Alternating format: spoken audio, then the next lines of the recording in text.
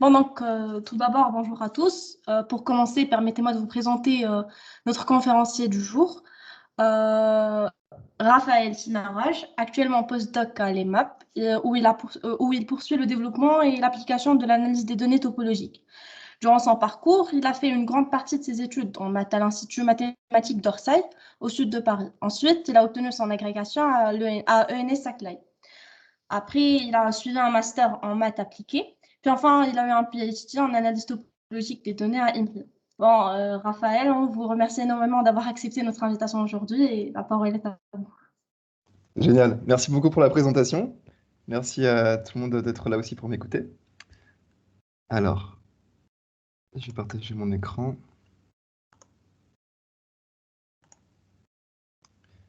Est-ce que vous pouvez me confirmer que vous voyez bien mon écran? Oui, on le voit très bien. Génial, super. Super. Je suis très heureux de vous présenter cette théorie aujourd'hui. Alors, analyse topologique des données, c'est une théorie de mathématiques appliquées.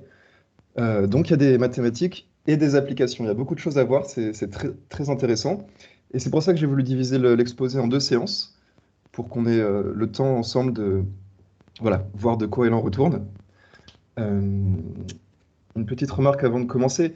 Ma mission aujourd'hui, c'est vraiment de vous faire comprendre comment ça fonctionne. Donc, s'il y a des choses qui ne sont pas claires, si vous voulez des précisions, je serais très heureux que vous m'interrompiez pendant l'exposé et vous donner des explications supplémentaires.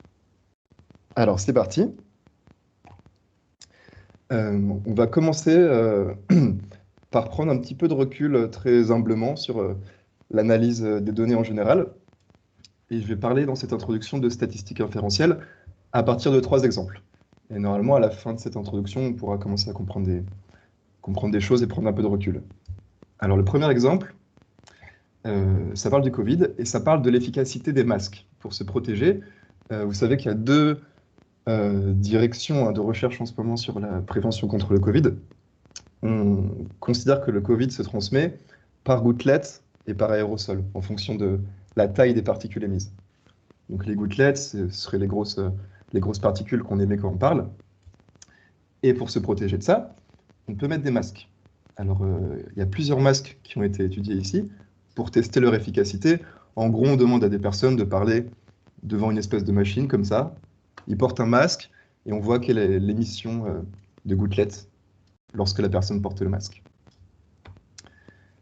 Et alors voilà, grâce à la machine, on peut faire une mesure de la quantité de gouttelettes émises. Et ça nous donne une classification, un ordre des masques qui va du plus efficace au moins efficace. Alors le plus efficace, vous voyez, c'est le N95. C'est le numéro 14 ici. Le deuxième plus efficace, c'est le masque chirurgical, vous devez sûrement le connaître. Et on trouve à la fin, le pire masque, en fait, c'est même pas de masque du tout, c'est ce masque numéro 11 ici, l'écharpe. Voilà. Alors, qu'est-ce qu'on fait dans cette expérience? On compare des données de dimension 1, c'est-à-dire qu'on compare des valeurs numériques. À chaque masque, on a associé une valeur qui est la quantité de gouttelettes émises. Et là, on essaye du coup de comparer ces valeurs-là. C'était le premier exemple. Prenons le deuxième exemple. Alors, c'est des données un petit peu plus compliquées. C'est une étude qui étudie la répartition des salaires entre hommes et femmes dans le milieu universitaire aux États-Unis. Bon, là, il y a juste quelques données, mais en gros, on peut voir en abscisse, donc on a des hommes et des femmes. Chaque croix représente une femme et chaque rond représente un homme. En abscisse, on a le temps qui s'est écoulé depuis que la personne a obtenu son diplôme, donc le nombre d'années depuis que la personne est en poste. Et en ordonnée, on a le salaire de la personne. Et vous voyez que là, c'est des données un petit peu plus complexes parce qu'on ne s'amuserait pas à comparer année par année. On voudrait voir globalement comment se comportent ces données au cours du temps. Donc là, il y a quelque chose de très classique qu'on peut faire, ça s'appelle une régression linéaire. Et alors, je vous avais promis un troisième exemple. Encore un peu plus compliqué ce coup-ci. On étudie le cerveau des souris. Alors, vous savez sûrement que dans un cerveau, on trouve des neurones. Donc là, en particulier, on étudie le cortex visuel de la souris. C'est une zone particulière du cerveau. Et en fait, il y a plusieurs neurones de types différents. Et c'est assez important en neurophysiologie de comprendre quels sont les différents types de neurones auxquels on a affaire dans le cerveau. Ça nous permettrait d'avoir une meilleure compréhension de son fonctionnement global. Et en fait, les neurones, euh, ça marche comme des fils électriques en quelque sorte. Les neurones, ils envoient des messages électriques. D'accord? On appelle ça des potentiels d'action. En gros, quand le neurone reçoit suffisamment d'informations, parce qu'il est connecté à d'autres neurones, il va lui-même émettre une information électrique. Et cette information électrique, on peut la mesurer grâce à ce genre d'appareil très sophistiqué. Et on a voilà, ce qu'on appelle un potentiel d'action. Alors en fait, les potentiels d'action, ils ne sont pas tous les mêmes. En fonction du type de neurone, on a des formes de signal électrique qui sont différents. Et donc là, dans cette expérience, ils cherchent à comprendre quels sont les neurones qui composent le cortex visuel de la souris. Donc en fait, on va essayer de classer les neurones par rapport au potentiel d'action qu'ils émettent. Et alors, ils s'en sortent avec combien on en a? 17 finalement. Ils obtiennent 17 neurones différents, avec, vous pouvez voir ici à droite, les différentes formes de potentiel d'action qu'ils obtiennent en moyenne dans une classe. Et donc là, voilà, en gros, il faut réussir à transformer cette information, qui sont des fonctions, pour après appliquer une classification. Alors ici, il faut une classification par mélange de gaussienne, et on peut représenter les choses comme ça, voilà. Donc ici, la question qu'on s'est posée, c'est classer des données, ici de grande dimension, parce que c'est des fonctions. Alors, qu'est-ce qu'on a vu juste là? On s'est intéressé à 3 jeux de données, et comme vous pouvez voir, on peut en faire sortir une sorte d'idée globale de tout ça. On commence en statistique inférentielle, en tout cas en analyse de données, souvent par poser une question à notre jeu de données. Donc il faut qu'on formule un problème, par exemple comparer des données ou classifier des données, n'est-ce pas? Et ensuite, il faut qu'on propose un modèle statistique pour pouvoir donner une réponse mathématique à notre question. Par exemple, ici, eh ben, on a fait un modèle linéaire, on a proposé un modèle linéaire dans cette deuxième expérience. On a proposé un modèle de distribution gaussienne, parce que c'est un modèle de mélange gaussien qu'on a appliqué pour faire la classification. Et alors, ce que je voudrais poser aujourd'hui comme nouvelle question, et c'est bien toute la question de l'analyse topologique des données, c'est est-ce qu'on peut dire quelque chose? Est-ce qu'on peut dire quelque chose des données avant même de poser un modèle? Est-ce qu'on peut essayer de comprendre la forme des données? Est-ce qu'elles sont linéaires? Est-ce qu'elles sont classées en différentes classes? Avant même d'avoir d'idées préconçues dessus. Et alors, je vais vous proposer 2 exemples pour terminer cette introduction, pour vous faire un peu comprendre ce que j'entends par là. La première expérience, alors c'est une expérience qui date de quelques années. On s'intéresse au cancer du sein. Donc c'est une maladie qui touche les femmes. Il y a plein de cancers du sein différents, on ne comprend pas trop cette maladie, son évolution, son apparition. Alors ce qu'on va faire ici, on va essayer de construire un jeu de données à partir de plein de patientes. En fait, pour chaque patiente, une femme atteinte du cancer du sein, on va extraire des variables génomiques, des variables génétiques, si vous voulez. D'accord? En analysant les tissus infectés, on obtient 262 paramètres. Donc, chaque femme, chaque patiente peut être transformée en un vecteur avec 262 coordonnées. D'accord? Et alors, on va faire ça pour plein de patientes. Et donc, on va obtenir plein de points dans R puissance 262. Donc, c'est un espace euclidien de très grande dimension. Et on a plein de points, d'accord? On appelle ça un nuage de points. Chaque point étant une patiente. Et dans cette expérience, il s'agit d'un nuage de points pour savoir si on peut en comprendre quelque chose. Et il se trouve que ce nuage de points, il ressemble exactement à ce que je vous ai dessiné ici. C'est une sorte d'arbre avec 3 branches. Alors, on ne savait pas trop à quoi ça correspondait au début. Et en l'étudiant plus précisément, ils se sont rendus compte de beaucoup de choses intéressantes. Et notamment, il y a un endroit qu'ils ont identifié ici, sur une des branches, qui correspondait à un type de cancer du sein que les médecins ne connaissaient pas, où il y a une protéine particulière qui est émise. Et il se trouve que ces patientes, assez miraculeusement, ont un taux de survie parfait et ne font pas de métastase. Donc la morale ici, c'est qu'on a réussi à comprendre quelque chose, à découvrir quelque chose, en regardant la forme de notre nuage de points et en l'analysant. On n'a pas proposé de modèle, a priori. Un dernier exemple, c'est... Pardon, Raphaël, Oui, est-ce que vous pouvez revenir sur le slide précédent? Oui, voilà. Comment vous représentez un point dans R à puissance 262? bah, c'est très simple. Un point dans R puissance 62, c'est juste un vecteur avec 262 coordonnées. Alors, le point, tu peux pas le représenter visuellement, parce Oui, que... voilà. Pourquoi il y a l'arbre sous cette forme particulière? Ah, très bonne question. Et bah, c'est tout ce dont je vais vous parler aujourd'hui, comment on va réussir à représenter des choses de grande dimension comme ça. En fait, c'est un algorithme qui est utilisé ici, qui s'appelle Mapper. Et en fait, ce qu'il faut comprendre, c'est qu'on a beau être en très grande dimension, peut-être que notre objet, il est de petite dimension quand même. D'accord, merci. Voilà. Merci pour la question. Euh, donc voilà, c'est plus une image visuelle ici, c'est plus une représentation. Et alors, je vais vous donner un deuxième exemple qui va aussi répondre un peu à cette question. C'est de la chimie. Alors, on s'intéresse dans cette expérience à la molécule de cyclooctane. La molécule de cyclooctane, elle contient 8 atomes de carbone et 16 atomes d'hydrogène. Alors, c'est pas n'importe quelle configuration, la molécule de cyclooctane. C'est en gros un cycle de carbone, comme ça, et une paire d'atomes d'hydrogène pour chaque atome de carbone. D'accord? Ça ressemble à peu près à ça. Mais ce qui est intéressant, c'est qu'en fait, il y a une sorte de variabilité dans la conformation de la molécule. C'est-à-dire que, de par les contraintes physiques, chimiques mises en jeu, la molécule peut avoir des formes un petit peu différentes. D'accord? Elle ne peut pas avoir toutes les formes, mais il y a une liberté.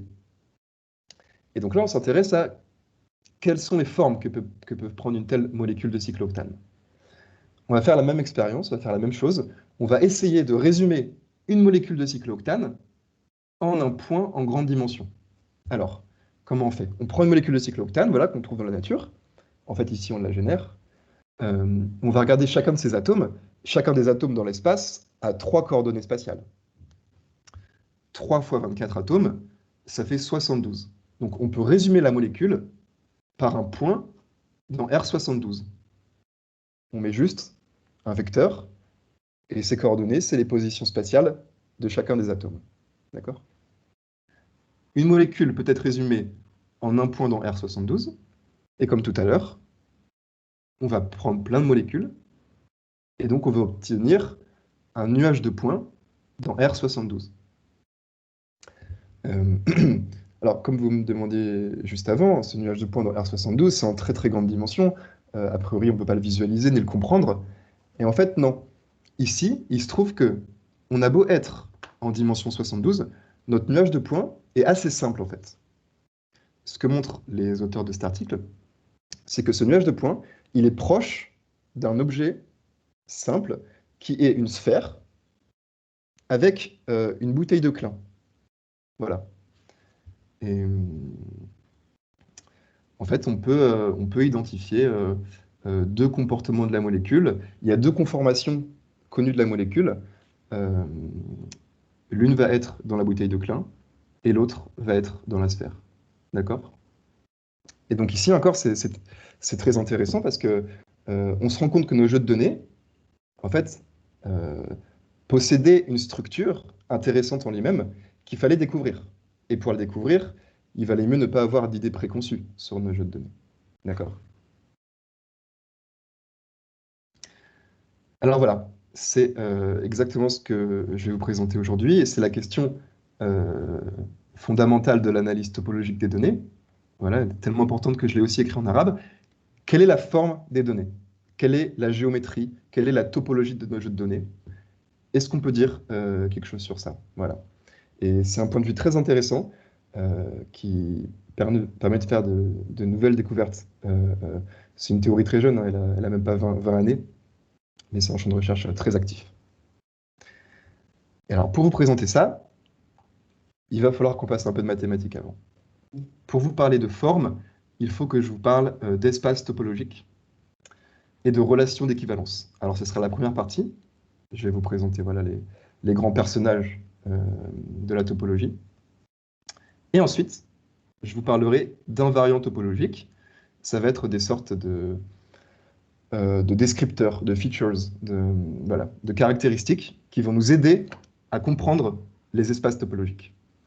Et normalement, à la fin de la séance, on aura appris plein de choses et on sera prêt pour parler vraiment du fond, du cœur de cette théorie qui s'appelle l'homologie persistante. Ce sera pour la prochaine séance. Alors, on va commencer par de la topologie de base. En topologie, il y a deux choses qui sont importantes. Les espaces topologiques et les applications continues. Alors là, j'ai écrit une définition. Pour ceux qui ne l'ont jamais vue, ne vous inquiétez pas. On n'en aura pas besoin pour la suite. Je l'écris juste à titre de rappel, pour ceux qui ont déjà vu ça. Un espace topologique, donc, c'est la notion la plus abstraite en mathématiques de forme. Et alors, je vais lire la définition avec vous quand même. Un espace topologique, c'est un ensemble X, n'importe quel ensemble, auquel on donne une collection de sous-ensembles qu'on appelle les ouverts. On a un ensemble X et plein de sous-ensembles, on appelle ça des ouverts. Et il faut qu'ils vérifient trois axiomes, ces ouverts. Que l'ensemble vide et l'ensemble X lui-même soient des ouverts, d'accord? Que si on prend une union infinie d'ouverts, c'est-à-dire qu'on prend plein d'ouverts dans notre collection, on prend leur union, il faut que cette union soit encore un ouvert. Et si on prend un nombre fini d'ouverts et qu'on prend leur intersection, alors ça doit être encore un ouvert. Et cette définition très générale d'espace topologique nous permet de donner une définition très générale d'application continue. Si on a deux espaces topologiques X et Y, une application continue F qui va de X vers Y, donc c'est une fonction, on dit qu'elle est continue si, pour tout ouvert de Y, ici, la préimage de cet ouvert, c'est un ouvert de X. D'accord? Voilà, c'était juste un rappel pour ceux qui connaissaient ça. Ça fait un peu peur, cette définition qu'on avait au début. Mais heureusement pour vous, on peut traduire cette définition très générale dans un formalisme que vous connaissez sûrement. Les espaces topologiques, on pourra penser au sous-ensemble de Rn. D'accord? Quand je dirais espace topologique, vous pourrez penser à n'importe quel sous-ensemble de Rn. Et cette définition très abstraite de continuité, eh ben, vous pourrez penser à la définition classique de la continuité, n'est-ce pas? Une application est continue quand on a voilà, cette formule avec des epsilon et des delta. Alors, laissez-moi vous donner quelques exemples d'espaces topologiques. Par exemple, la sphère. La sphère, donc je suis dans Rn. Hein. La sphère, c'est l'ensemble des points de Rn de norme 1. La sphère unité, la sphère de rayon 1. La norme ici que j'utilise, c'est la norme euclidienne. C'est la racine de la somme des carrés des coordonnées. Voilà, par exemple, dans R2, la sphère, c'est un cercle. Elle ressemble à ça. On peut définir le cube aussi. Le cube unité, c'est l'ensemble des points de l'espace euclidien, tels que la plus grande de leurs coordonnées, en valeur absolue, vaut 1. Et donc, ça ressemble exactement à ça, dans le plan. On peut définir les boules ouvertes, on peut définir les boules fermées, les ellipses, voilà. Il y a plein d'expressions algébriques qui permettent de décrire des sous-ensembles de Rn, et donc des espaces topologiques. Le problème pour nous, c'est qu'on fait de la topologie, et donc on s'intéresse a priori à tous les espaces topologiques qui existent. Sauf que les espaces topologiques, c'est très sauvage. On peut imaginer vraiment n'importe quoi ici. J'ai mis des belles formes, par exemple un ellipsoïde, un tétraèdre, mais on peut penser à voilà, cette espèce de croix, ce patatoïde déformé, ce triangle. Et ces espaces topologiques-là, on n'a pas de jolie définition algébrique, comme j'en ai donné juste avant. D'accord? Alors, ce qu'on va faire ici, pour essayer de comprendre les espaces topologiques en général, c'est les comparer entre eux. On va essayer de comparer des espaces qui ont l'air a priori compliqués à des espaces qu'on connaît bien, comme la sphère par exemple, ou la boule. Et cette comparaison, on va la faire grâce à deux relations qu'on appelle la relation d'homéomorphisme et la relation d'homotopie. Alors, je vais commencer par la relation d'homéomorphisme. Pour définir la relation d'homéomorphisme, il faut que je commence par définir un homéomorphisme. Alors, c'est simple. Je prends deux espaces topologiques X et Y, donc vous pouvez penser à deux sous-ensembles de l'espace euclidien, et je prends une application F entre ces deux sous-ensembles. Alors, je dis que F est un homéomorphisme si, trois axiomes, c'est une application bijective, c'est une bijection, si la fonction F est continue, et si en plus la fonction inverse, qui va de Y dans X, est aussi continue. Ça, c'est la définition d'un homéomorphisme. Et alors, s'il existe un homéomorphisme entre deux espaces topologiques, alors on dit que les espaces sont homéomorphes. Laissez-moi vous donner un exemple. Le cercle et le carré sont homéomorphes. Comment est-ce que je peux montrer ça? Il faut que je trouve un homéomorphisme entre le cercle et le carré. Et en fait, c'est assez facile. Je peux par exemple partir du cercle, et chaque point du cercle, je le projette radialement sur le carré. D'accord? Ça me donne bien une application qui est, je peux le montrer, bijectif continu et d'inverse continu. Voilà. Si vous ne me croyez pas, vous pouvez le vérifier. Cette fonction-là que je propose, la projection, elle s'écrit comme ça. Et alors, l'intuition qui est derrière ça, c'est qu'un homomorphisme, c'est une fonction qui réalise des modifications continues des déformations continues de notre espace. Vous voyez là, quand j'ai appliqué l'homomorphisme sur le cercle, je suis arrivé sur le carré, mais c'est des déformations continues, c'est des déformations lisses. D'accord? Par exemple, il n'y a pas d'homomorphisme entre le cercle et l'intervalle. Pourquoi est-ce que c'est vrai? En fait, si on essayait de trouver un homomorphisme entre le cercle et l'intervalle, vous pourriez prendre le cercle et l'écraser sur l'intervalle comme ça, mais ça ne serait pas bijectif. Ou vous pourriez prendre le cercle, le déchirer comme ça et le poser sur l'intervalle, mais ce ne serait pas continu. Le cercle et l'intervalle ne sont pas homéomorphes. En fait, c'est pas si facile que ça à prouver, ce résultat. On pourra voir une démonstration un peu plus tard dans l'exposé. Pour le moment, faites-moi confiance et comprenez cette intuition que, voilà, il aurait fallu déchirer le cercle pour trouver un homomorphisme avec l'intervalle. Et ça, c'est interdit.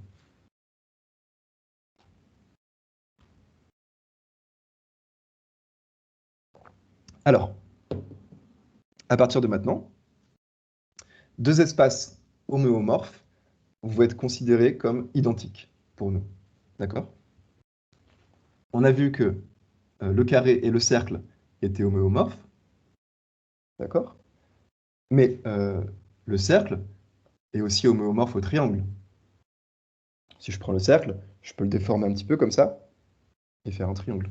Il est aussi homéomorphe à n'importe quel polygone, même non régulier. Cette ellipsoïde déformée ici. En fait, pour un topologue, tous les espaces homéomorphes vont être considérés comme les MM. Et ce qu'on va faire, en fait, c'est rassembler ces espaces homéomorphes dans un grand ensemble qu'on appelle une classe d'homéomorphie. D'accord? Donc, par exemple, la classe du cercle, ça va être un très grand ensemble qui contient tous les espaces topologiques homéomorphes au cercle. Il y a d'autres classes. Ouais, Raphaël, j'ai une question. bien sûr. Est-ce qu'on peut dire que le cercle est homéomorphe à toute figure qui est fermée?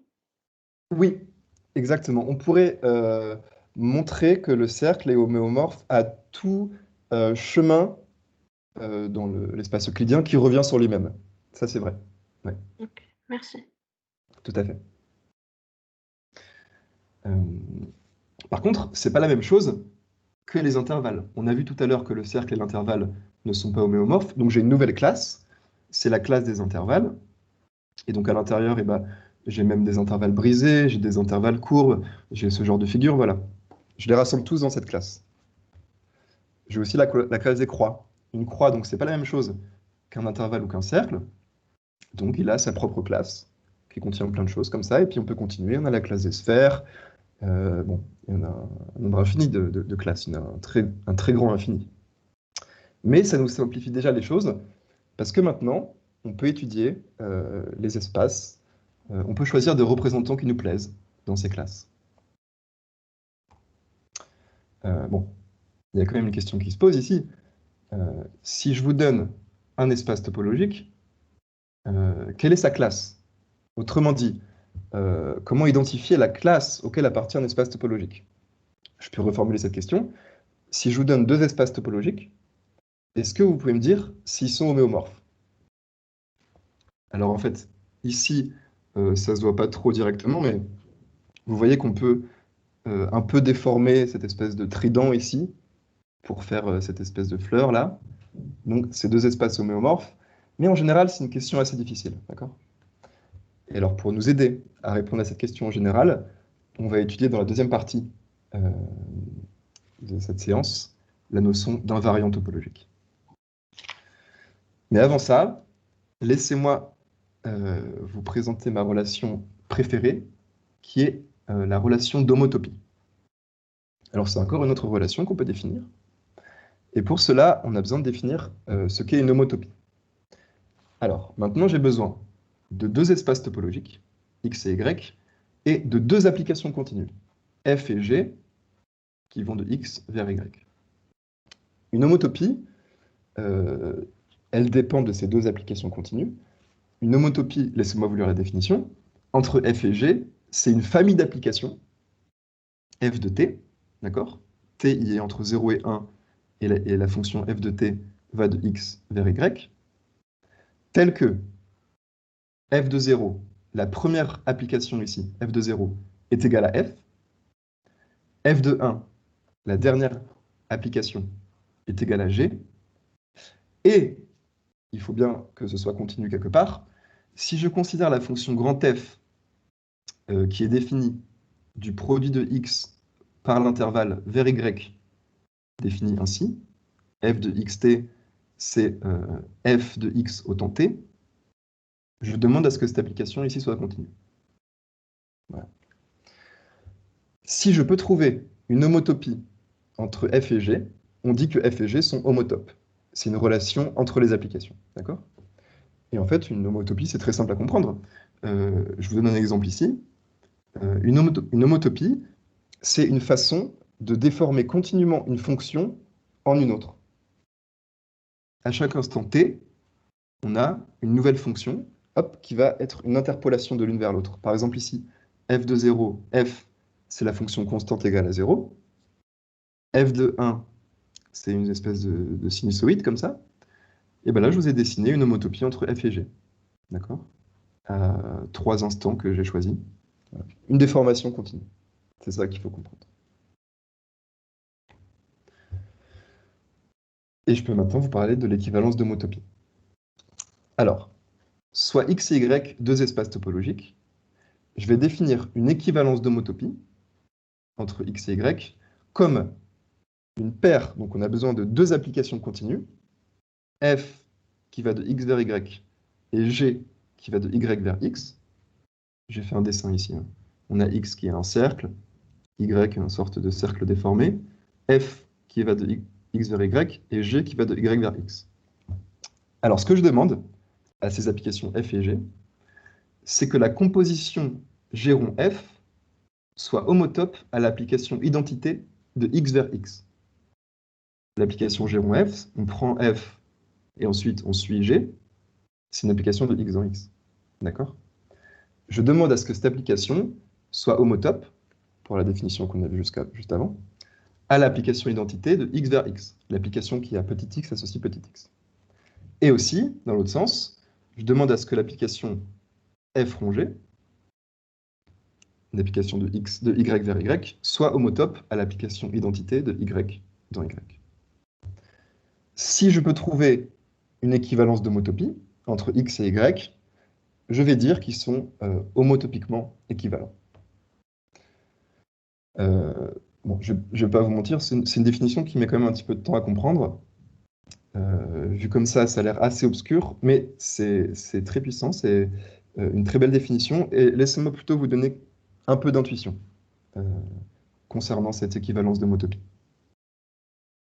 En fait, qu'est-ce qui se passe? Comment savoir si deux espaces sont équivalents homotopiquement? En fait, l'équivalence d'homotopie, comme l'équivalence d'homéomorphie, permet de déformer un peu l'espace. D'accord? Donc, comme tout à l'heure, un cercle va être équivalent à un triangle pour l'équivalence d'homotopie. On peut modifier le cercle en triangle. Mais là où c'est un peu plus puissant, c'est qu'en équivalence d'homotopie, on a le droit de rétracter l'espace sur lui-même. Par exemple, ici, on a un cercle avec un cheveu qui dépasse, et ben, je peux rétracter le cheveu sur le cercle, et j'obtiens un cercle. D'accord? Donc, le cercle avec un cheveu est homotope, et homotopiquement équivalent à un cercle. C'est aussi équivalent à un anneau, parce que vous voyez un anneau comme ça, et ben, je peux écraser l'anneau tout autour du cercle intérieur, et j'obtiens un cercle. Voilà. Si je prends un intervalle, je peux le rétracter sur lui-même et obtenir juste un point.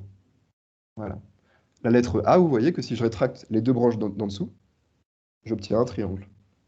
Donc pour l'équivalence d'homotopie, un intervalle est égal à un point, et la lettre A est égale au triangle. Et alors, une proposition, si deux espaces topologiques sont homéomorphes, alors ils sont aussi homotopiquement équivalents. D'accord? Je vous ai présenté deux relations, l'homéomorphisme et l'équivalence d'homotopie. En fait, il se trouve que l'équivalence d'homotopie est plus faible en un sens. Il y a plus d'espaces qui sont homotopiquement équivalents entre eux. D'accord? Et alors, à partir de maintenant, voilà, c'est ça qu'on va regarder comme relation. L'équivalence d'homotopie. Et pour l'équivalence d'homotopie, on peut faire comme avant. On peut rassembler les espaces dans des classes où une classe va contenir tous les ensembles, tous les espaces topologiques qui sont homotopiquement équivalents. Donc par exemple, le carré est équivalent au cercle, est équivalent à la lettre Q, d'accord? Parce que ces deux branches-là, je peux les rétracter. C'est équivalent à un anneau déformé, etc. Maintenant, dans la classe des points, je trouve l'intervalle, ce qui n'était pas le cas tout à l'heure. Je trouve les croix aussi, parce qu'une croix, je peux l'écraser, hop, sur le point central, ça fait un point, etc. On peut considérer la classe des sphères, la classe des tores. Voilà. Alors, avant de... Raphaël, Oui, une question, s'il vous plaît. Pourquoi est-ce qu'on ne peut pas écraser un cercle pour le rendre un point? très bonne question. Alors, en fait, ce que tu peux faire, c'est rétracter l'espace sur lui-même. Tu ne peux pas rétracter l'espace comme ça n'importe où. Tu vois, ce cercle, j'aurais beau essayer de le rétracter sur lui-même comme ça fera un cercle de plus en plus petit, de plus en plus petit. Ce ne sera jamais un point. Ce sera toujours un tout petit cercle. C'est pas clair à comprendre au début, effectivement, je comprends ta question. Si tu regardais la définition, tu te rendrais compte, si tu travaillais avec la définition, tu te rendrais compte qu'un cercle ne peut pas être déformé en un point.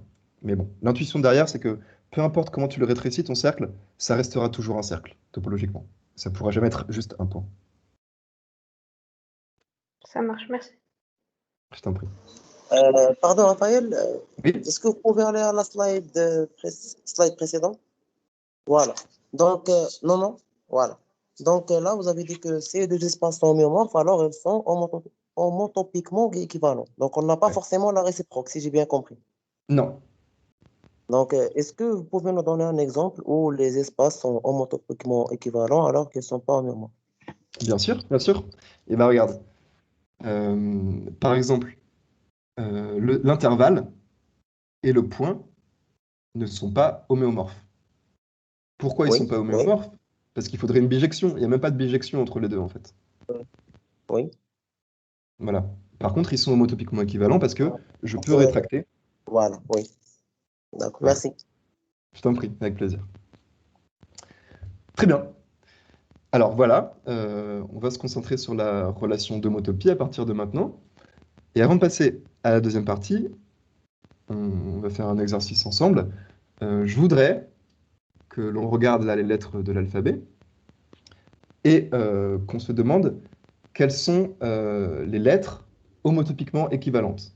En gros, à quel point c'est complexe, cet alphabet topologiquement. Par exemple, la lettre C ou la lettre I, bah, vous voyez que c'est juste des intervalles. La lettre I, je peux l'écraser sur elle-même, ça fait un point. La lettre C, je peux aussi l'écraser sur elle-même. Ça fait un point. Il y a plusieurs lettres qui sont des points topologiquement. La lettre E, la lettre K, la lettre L, la lettre F. Il y a des lettres ici qui sont un peu plus compliquées que les autres. Par exemple, la lettre O, c'est un cercle. Et on a vu qu'un cercle et un point, c'est pas la même chose. Et en fait, on a plusieurs cercles ici. La lettre Q, par exemple. La lettre Q, bah, je peux rétracter la petite branche, comme on a dit, et ça fait un cercle. La lettre Q, la lettre O sont homotopiquement équivalents. La lettre P aussi, c'est un cercle. Et alors, il y a une autre lettre dans cet alphabet qui n'est ni un point ni un cercle. Est-ce que quelqu'un voit ce que c'est? Il y a une lettre qui est différente des autres.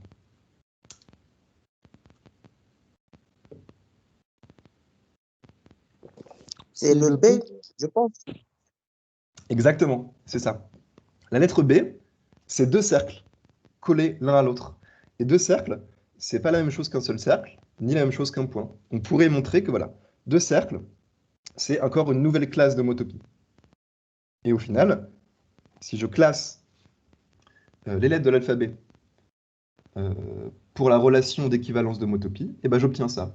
On a des cercles, on a des points, et puis il y en a une qui est toute seule ici, et qui est la lettre B. C'est deux cercles. On verra tout à l'heure pourquoi deux cercles, c'est différent d'un cercle. Donc voilà, c'est ma foi un alphabet pas très compliqué, parce qu'on a finalement que trois topologies différentes dans cet alphabet. Il y a un alphabet un peu plus compliqué qui existe, c'est l'alphabet arabe. Je peux vous laisser ça comme exercice à faire à la maison. Essayez de classer de la même manière les lettres de l'alphabet arabe en classe d'équivalence d'homotopie. Et alors, si je dis pas de bêtises, j'ai trouvé qu'il y en avait 7. Il y a 7 classes d'homotopie différentes, d'accord? Je considère que les petits points là, ils ne se touchent pas, ils sont séparés. Là, il y a 3 petits points, là, il y a 2 petits points qui ne se touchent pas. Voilà. Moi, j'en ai trouvé 7, vous me direz ce que vous trouvez. Et voilà, on a parlé d'espace topologique, et je vous ai montré comment les comparer. Alors, si on résume ce qu'on a fait jusqu'à maintenant, on se retrouve avec des gros paquets, des gros sacs qui contiennent des espaces topologiques du même type d'homotopie. Des espaces topologiques homotopiquement équivalents. Donc on a vu la classe des cercles, la classe des points, la classe des deux cercles. On en aurait d'autres, hein, la classe des tores, la classe des sphères. Et donc, même question que ce qu'on s'est posé tout à l'heure. Dans ce grand ensemble de classes qu'on a créé, on se retrouve avec un nouvel espace topologique. Comment savoir dans quelle classe il appartient? C'est une question qui n'est pas facile. Et une autre question intéressante, ça serait de se demander, voilà, si je prends une classe, par exemple la classe de tous les cercles ici, quelles sont les propriétés topologiques qui sont partagées par ces espaces? Parce que c'est bien de les avoir mis ensemble, encore faut-il qu'ils aient des propriétés pertinentes. Comment est-ce qu'on peut comprendre une classe d'équivalence d'homotopie? D'accord? Et pour étudier ça, il y a une théorie, une très belle théorie et très puissante qui s'appelle la théorie des invariants topologiques. Et c'est ce que je vais vous présenter maintenant. Et juste avant de continuer, je me permets d'invoquer Poincaré qui disait, voilà, dans ce livre de philosophie des sciences, le siècle dernier, il disait « La mathématique est l'art de donner le même nom à des choses différentes. » Et c'est bien ce qu'on a fait. Hein. On a donné le nom de cercle à un tas d'objets qui, a priori, ne ressemblaient pas à des cercles, mais qui sont, pour un topologue, des cercles. Alors, qu'est-ce qu'on peut faire de ça maintenant? Je vais vous présenter, dans cette seconde partie, 3 invariants topologiques. Et je vais commencer par un des plus simples, qui est le nombre de composantes connexes. Alors, je vais définir pour commencer ce qu'est un ensemble connexe. Donc, un espace topologique où là, bon, disons un sous-ensemble de Rn, je dis qu'il est connexe si, pour tout point x et y que je prends dans mon espace, je peux trouver un chemin qui relie x et y. D'accord? Un chemin, c'est-à-dire je peux trouver une application continue, f, qui va de 0, 1 dans x, telle que f de 0, c'est x, et f de 1, c'est y. Alors ça ressemble à ça. Ce premier espace est connexe, parce que vous voyez bien, si je prends deux points, je peux toujours les relier. Le deuxième, il n'est pas connexe. Il y a deux composantes. Et vous voyez que si je veux passer de x à y ici, il faudrait que je sorte de mon espace. Mais ça, c'est interdit. Le chemin, il doit arriver dans l'espace. Donc ça, c'est un espace qui n'est pas connexe. En fait, il y a deux composantes. Et en général, ce qu'on peut faire, pour n'importe quel espace topologique, on peut le diviser en composantes connexes. Une composante connexe, c'est un sous-ensemble qui va être connexe et qui va être maximal. Si on rajoute autre chose, il ne devient plus connexe. Par exemple, cet espace ici, il est divisé en 4 composantes connexes. Voilà. Donc à tout espace topologique est associé un nombre de composantes connexes.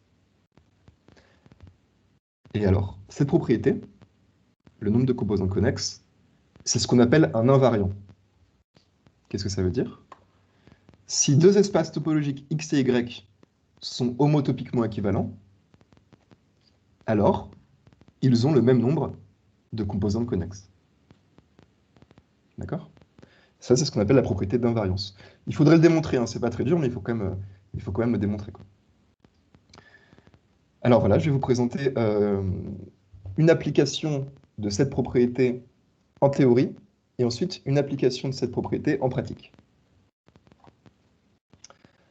Bon, si deux espaces homotopiquement équivalents ont le même nombre de composantes connexes, alors deux espaces homéomorphes ont aussi le même nombre de composantes connexes. Comment je prouve ça? Bah, si j'ai deux espaces homéomorphes, on a vu qu'ils étaient aussi homotopiquement équivalents. Et donc je peux appliquer la première proposition. En fait, souvent, on l'utilise dans l'autre sens, cette propriété.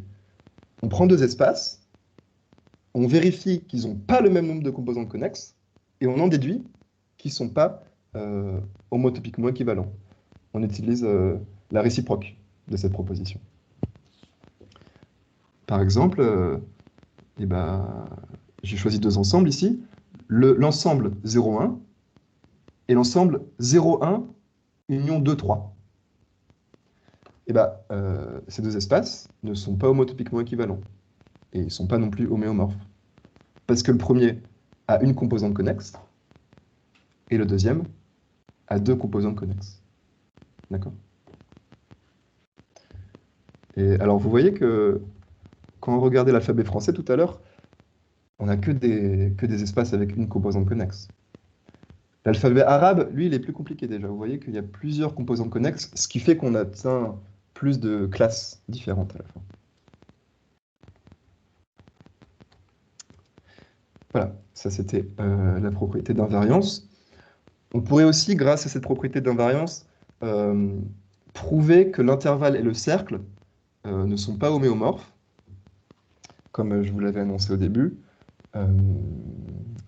Mais bon, je préfère pas vous montrer la démonstration tout de suite, même si c'est pas très compliqué. Pour ceux qui sont curieux, vous pourrez regarder les transparents après. Et je vais passer directement à un point de vue appliqué. Alors, qu'est-ce que ça veut dire, composante connexe, dans les applications? Et bien, ce que je dis, c'est que le pendant appliqué des composantes connexes, c'est la recherche, c'est la classification. Et pour vous exprimer cette idée, regardez. J'observe ce jeu de données. Donc c'est un nuage de points dans le plan. Et je peux voir qu'il y a deux gros paquets, en gros. Il y a une sphère ici et une ellipse là. Et donc on peut espérer qu'un algorithme de classification ici, voilà, nous rende deux clusters. Un cluster à gauche et un cluster à droite. Mais en fait, ces deux clusters, on pourrait imaginer voilà, que c'est en fait un espace sous-jacent. Ce qu'on pourrait imaginer, c'est que ces points-là, ils ont été tirés sur ces deux formes-ci, d'accord? Sur un disque et un ellipsoïde plein.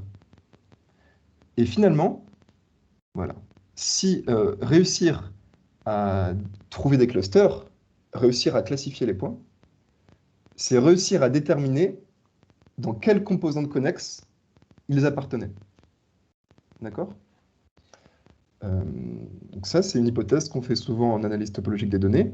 On suppose que notre nuage de points, voilà, même s'il a l'air d'être voilà, tiré comme ça, d'être juste des points, en fait, il y a une sorte d'espace sous-jacent qui représente un vrai espace qui nous intéresse, et nous, on observe juste cet espace qui nous intéresse à travers un échantillon. Et grâce à ça, on peut poser des questions de topologie. Est-ce que vous m'entendez tous bien encore? Oui, on vous entend.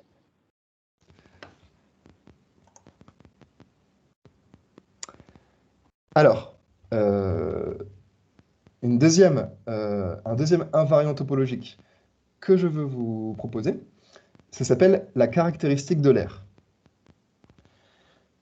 Alors pour ça, je vais remonter à Platon. Alors voilà, ça c'est les 5 solides platoniciens qui ont été nommés en l'honneur de Platon.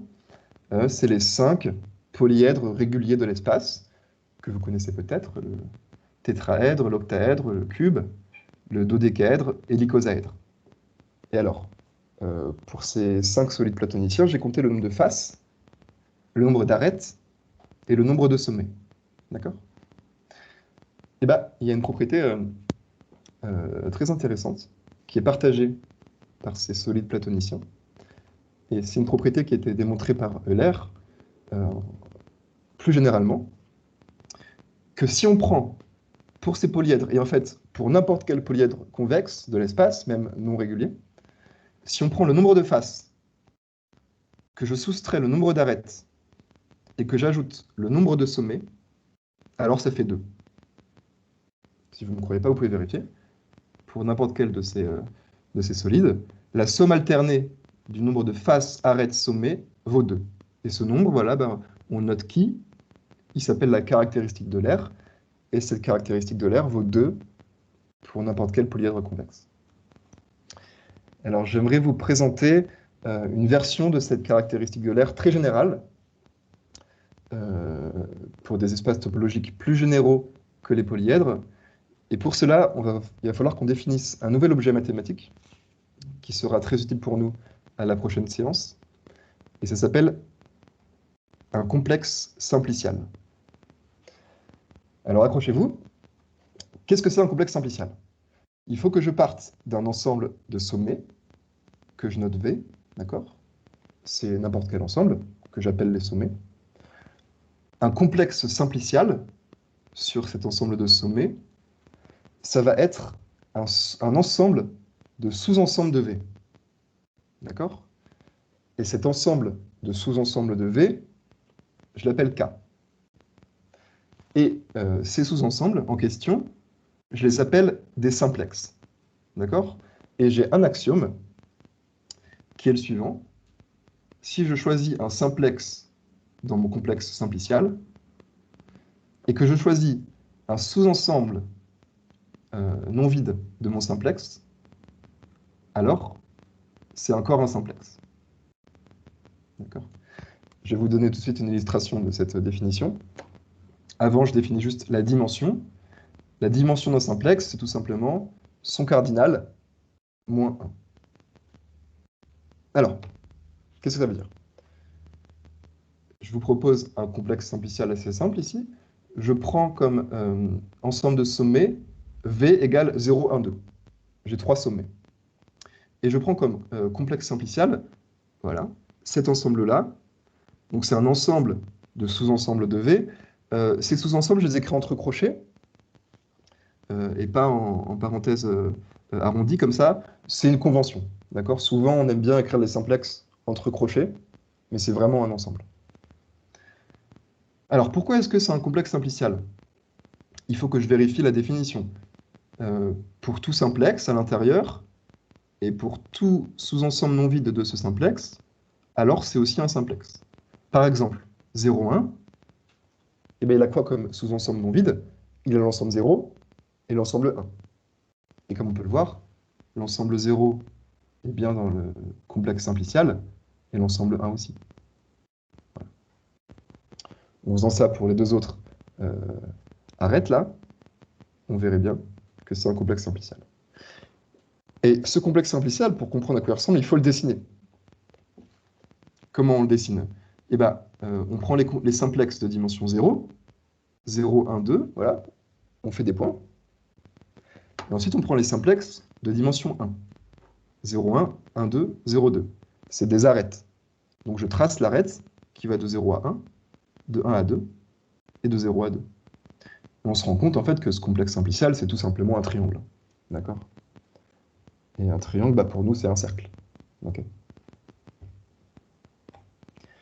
Un deuxième exemple un peu plus compliqué. Je vais prendre un complexe simplicial sur 4 sommets maintenant. 0, 1, 2, 3. Et vous voyez que j'ai des simplexes de dimension 0, de dimension 1, mais maintenant de dimension 2 aussi. D'accord? Et on peut vérifier que voilà, on vérifie bien la propriété de complexe simplicial. Et ça, je peux encore le dessiner. En fait, bah, ces simplexes de dimension 2, sur 3 sommets, ça va être des faces, des triangles. Donc en fait, voilà, je dessine mes points, je dessine les arêtes, et ensuite je colle les faces. Et qu'est-ce qu'on obtient ici? Bah, c'est un tétraèdre. D'accord? Il est vide, hein. Il n'est pas plein, le tétraèdre. Et ce tétraèdre, qu'est-ce que c'est? Bah, c'est une sphère. Hein. Pour la relation d'équivalence d'homotopie et même la relation d'homomorphisme, c'est une sphère.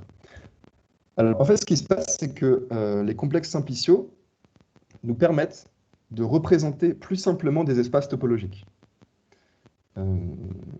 Il faudrait faire... Pardon, Raphaël, Ouais, est-ce que vous pouvez revenir sur le slide précédent, s'il vous plaît? bien sûr. Oui, dans cet exemple et l'exemple précédent, vous avez pris l'ensemble des simplexes. Donc, on remarque que c'est comme toutes les sous-parties de V, sauf le V. Et le vide, bien sûr, et l'ensemble vide. Est-ce que Ouais. c'est général ou bien c'est juste pour ces deux exemples-là? Non, c'est vraiment pour ces deux exemples. Par exemple, ici, j'aurais pu enlever 0,2 et donc j'aurais eu juste deux arêtes comme ça. D'accord, d'accord, merci. Là, j'ai pris effectivement des cas très particuliers. Ouais, merci D'accord. pour la question, mais c'est particulier. Et donc voilà, il faudrait élaborer un peu une théorie que je n'ai pas le temps de faire aujourd'hui pour dresser un lien entre les complexes simpliciaux et les espaces topologiques. Parce que comme vous pouvez voir, les complexes simpliciaux, a priori, il n'y a pas de topologie. Comment dire? C'est juste une liste de simplexes. C'est vraiment un objet combinatoire. Et c'est ça justement qui nous intéresse. C'est des objets combinatoires, les complexes simpliciaux. C'est des objets simples à décrire et que l'ordinateur peut traiter. Et en fait, quand on fait de la topologie sous ordinateur, eh ben on fait justement des complexes simpliciaux. C'est grâce à ça qu'on fait de la topologie sur ordinateur. D'accord? Et donc, on parle de triangulation. Une triangulation, c'est un complexe simplicial qui va représenter un espace topologique qui nous intéresse. Par exemple, le cercle, et ben, j'ai par exemple cette triangulation, ce triangle simplicial, où j'ai aussi cette triangulation-là. C'est aussi un cercle. Triangulation de la sphère. Là, c'est la plus simple qui existe, mais on peut penser à des triangulations plus fines. Voilà. Là, j'ai mis un dauphin. Bah, un dauphin, c'est aussi une sphère, topologiquement. Triangulation du tore, etc. En fait. On va vraiment se servir de ça pour faire la topologie sur ordinateur. Et quelque chose qui est sympa, c'est que grâce à cette définition que je vous ai donnée, on peut définir la caractéristique de l'aire de manière très générale. Je vais définir la caractéristique de l'aire pour les complexes simpliciaux. Soit K, un complexe simplicial, sa caractéristique de l'aire, par définition, c'est l'entier qui est égal à la somme alternée, il y a un moins en puissance i, du nombre de ces simplexes de dimension i. D'accord? Par exemple, notre triangle ici, on avait 3 sommets, 3 simplexes de dimension 0, et 3 arêtes, 3 simplexes de dimension 1. Donc sa caractéristique de l'aire, c'est 3 moins 3, c'est-à-dire 0. La caractéristique de l'aire du triangle simplicial vaut 0. Je vous ai montré le tétraèdre aussi, la sphère. Et bien maintenant, j'ai des simplexes de dimension 2, donc je fais la somme alternée. 4, moins 6, plus 4, et j'obtiens 2. D'accord?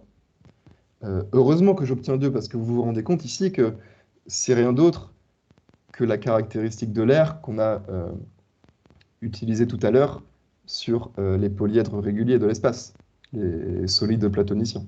Nombre de sommets, moins nombre d'arêtes, plus nombre de faces. Là, on a juste généralisé cette dimension pour un nombre arbitraire de dimensions. On a généralisé cette définition pour un nombre arbitraire de dimensions. On pourrait le faire aussi pour des simplexes de dimensions plus grandes. Voilà. Alors, pourquoi est-ce que je vous parle de tout ça? Parce que la caractéristique de l'aire, c'est justement un invariant topologique. Autrement dit, si j'ai deux espaces topologiques X et Y qui sont homotopiquement équivalents, alors leurs caractéristiques de l'aire sont égales. D'accord? La caractéristique de l'aire, en mots savants, est un invariant de classe d'homotopie. Et donc, comme tout à l'heure, comme on a fait pour le nombre de composantes connexes, on peut s'en servir pour montrer que deux espaces ne sont pas homotopiquement équivalents. D'accord? Par exemple, le cercle et la sphère, on a vu que le cercle, sa caractéristique de l'aire, c'était 0, et la sphère, c'était 2. Le cercle et la sphère ont une caractéristique de l'aire différente, donc ils ne sont pas homotopiquement équivalents. Ça, c'est intéressant, parce que ça aurait été difficile à démontrer à la main, même si c'est possible.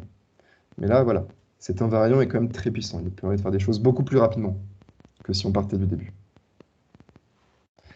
Et laissez-moi vous présenter une application de ça en cosmologie.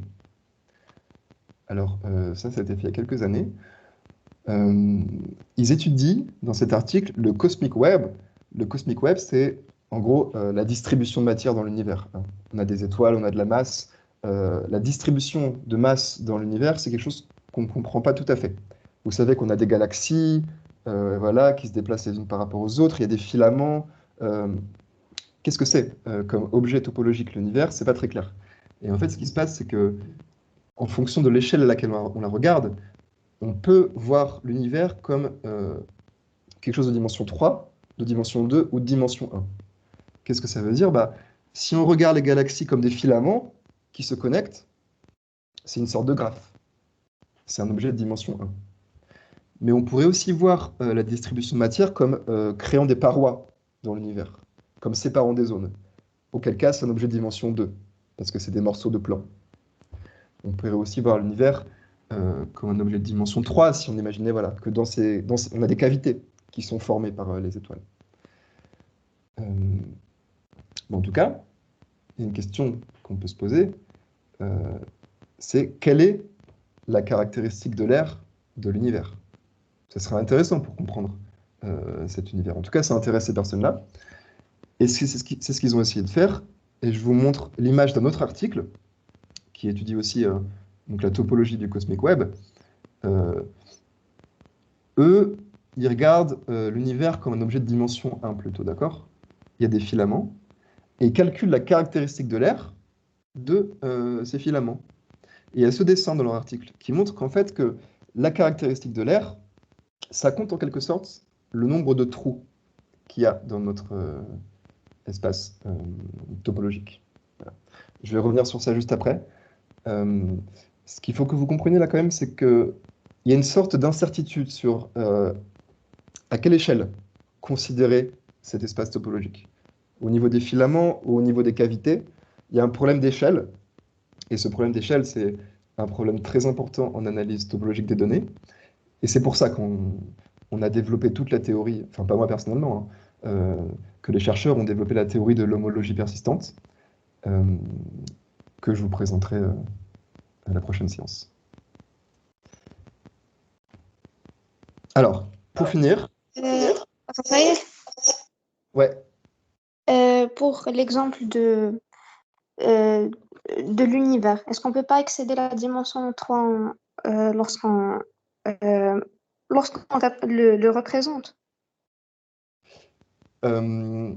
excéder la dimension 3, tu voudrais dire le voir comme un objet de dimension 4? Oui.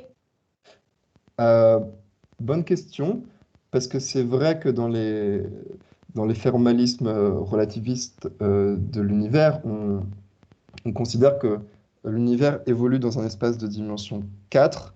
Ceci dit, l'univers en soi, je crois qu'il est plutôt vu comme un objet de dimension 3.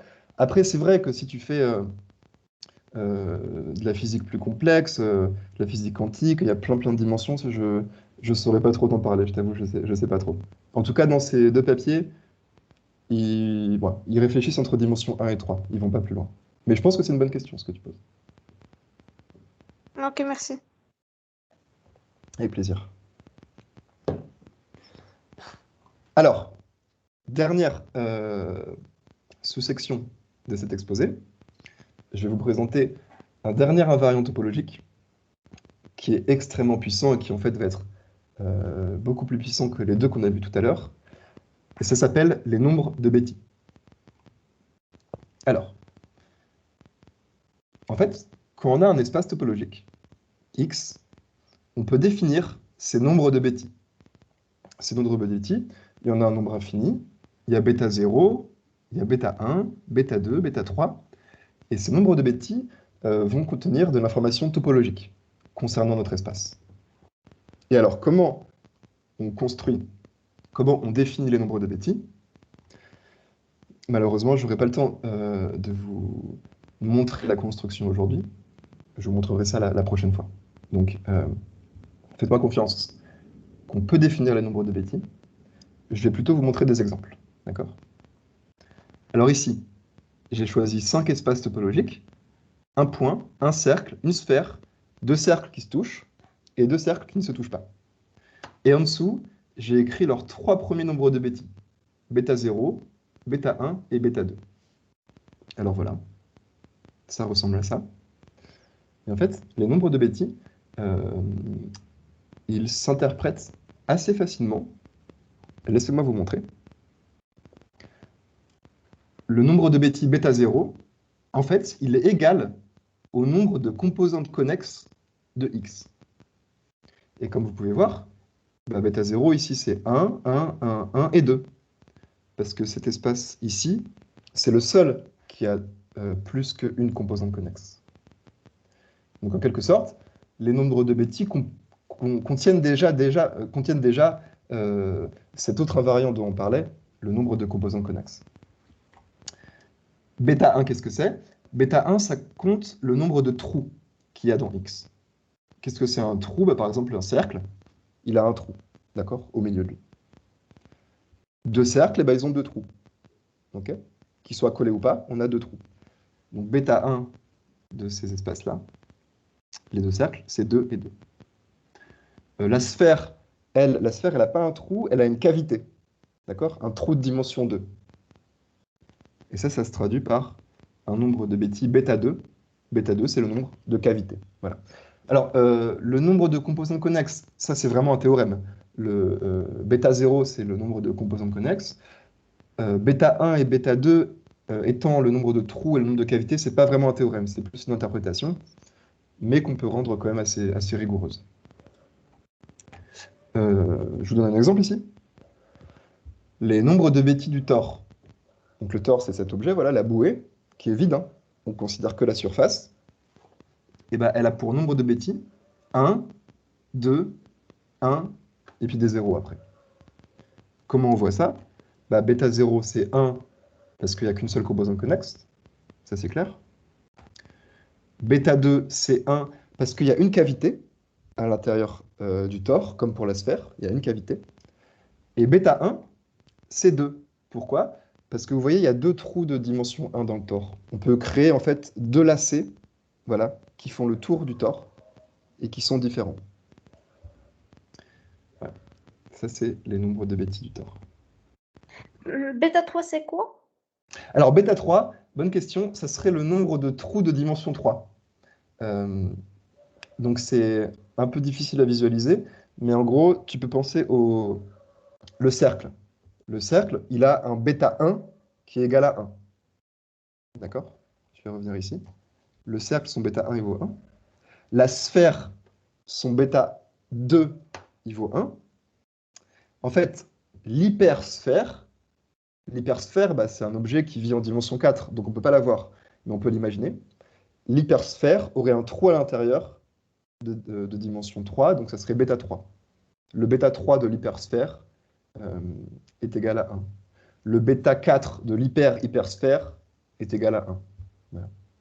Je ne peux pas te proposer de dessin, malheureusement, pour qu'on le voit. Pardon, Raphaël, dans le schéma suivant, donc le truc, voilà, celui-là, est-ce qu'il est vide à l'intérieur? C'est pour ça qu'on peut avoir deux trous. Exactement, exactement. S'il n'était pas vide, on aurait un seul trou parce que celui qui est en C'est le rouge même. là, Oui, parce que ça serait le même raisonnement que la sphère. exactement, voilà, exactement. La sphère, peu importe le dessin qu'on dessine, on pourra toujours déplacer le lacet vers le pôle nord, par exemple. Et donc, ce sera plus un trou, quoi. Est-ce que vous pouvez revenir vers la sphère, s'il vous plaît? Ouais, D'accord, sur ce. c'est bon, merci. D'accord. Un trou, c'est vraiment quand on arrive à faire un lacet, un chemin qu'on ne peut pas rétracter, quoi. Voilà. Merci pour toutes vos questions. C'est effectivement des notions très intéressantes et qui peuvent paraître assez mystérieuses au début.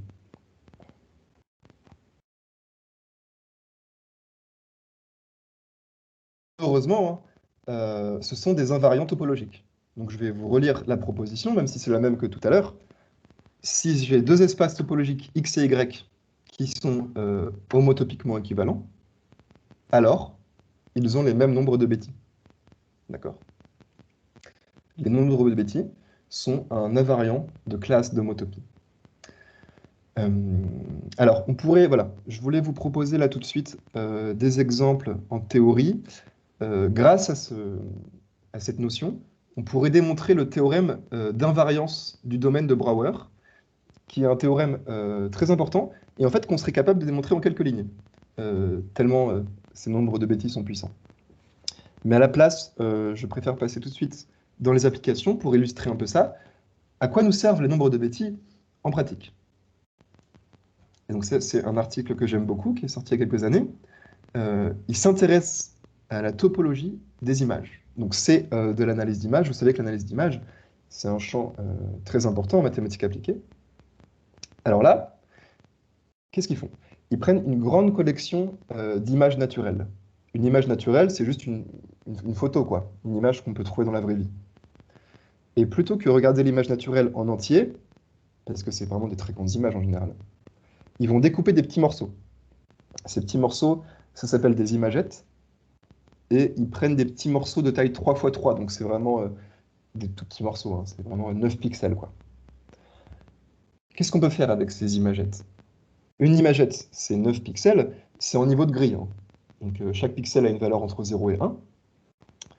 Et bah, au final, une imagette, c'est la même chose qu'un point dans R9. Parce qu'on a 9 pixels. Chaque pixel vaut 0 ou 1. Donc on peut transformer une imagette en un point dans R9. Je prends plein d'imagettes, je prends plein d'images naturelles, j'en déduis plein d'imagettes, et je plonge tout ça dans R9. Et j'obtiens un grand nuage de points dans R9. Quelle est la forme de ce jeu de données que j'obtiens? Est-ce qu'il a une forme intéressante? Ce qu'on peut faire, c'est essayer de calculer les nombres de Betti de ce nuage de points. Qu'on ne peut pas voir, hein. On peut juste le traiter informatiquement. Et en fait, grâce à une technique qui est justement l'homologie persistante, on en parlera la prochaine fois, ils arrivent à obtenir les nombres de Betti de ce nuage de points. Et ils trouvent la chose suivante. Bêta 0 vaut 1, bêta 1 vaut 2, bêta 2 vaut 1, et bêta 3 vaut 0. Alors, qu'est-ce qu'on peut faire? Quand notre algorithme nous répond qu'il a calculé ces nombres de bêtis, on se dit, OK, en tant que topologue, moi, qu'est-ce que je connais comme espace topologique qui a ces nombres de bêtis-là? Moi, j'en connais deux. Il y a le Tor, que je vous ai présenté tout à l'heure, et il y a la bouteille de Klein. La bouteille de Klein, qui est un autre espace topologique, qui a les mêmes nombres de bêtis. Et bien, en fait, les auteurs ont montré que ce nuage de points, il était proche d'une bouteille de Klein. D'accord?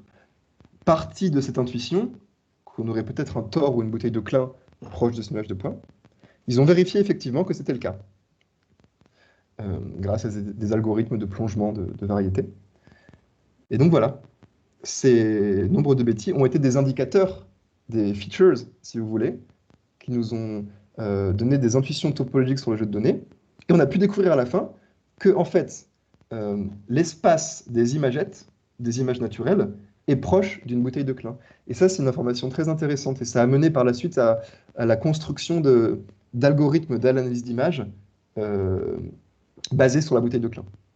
Voilà. Et ben, c'est la fin de l'exposé. Qu'est-ce qu'on a vu? J'ai essayé de vous convaincre au début que une question importante qu'on peut poser aux données, avant même d'appliquer des modèles, c'est est-ce que les données ont une forme intéressante, une topologie qu'on pourrait comprendre. La topologie, le monde des espaces topologiques est très sauvage, donc on a rassemblé les espaces topologiques en ensemble, et on s'est dit que les espaces topologiques d'un même ensemble, d'une même classe, ça allait être les mêmes pour nous. Ensuite, pour comprendre ces classes, on a défini des invariants. Les invariants, c'est des propriétés qui sont partagées par chaque espace de cette classe. On a vu le nombre de composantes connexes, la caractéristique de l'aire et les nombres de bêtis. Voilà. Et alors là, en fait, il manque une question très importante que je ne vous ai pas présentée. Comment on fait pour calculer ces invariants en pratique? Et c'est tout le but de l'homologie persistante que je vous présenterai la prochaine fois. Et merci beaucoup à vous pour votre écoute.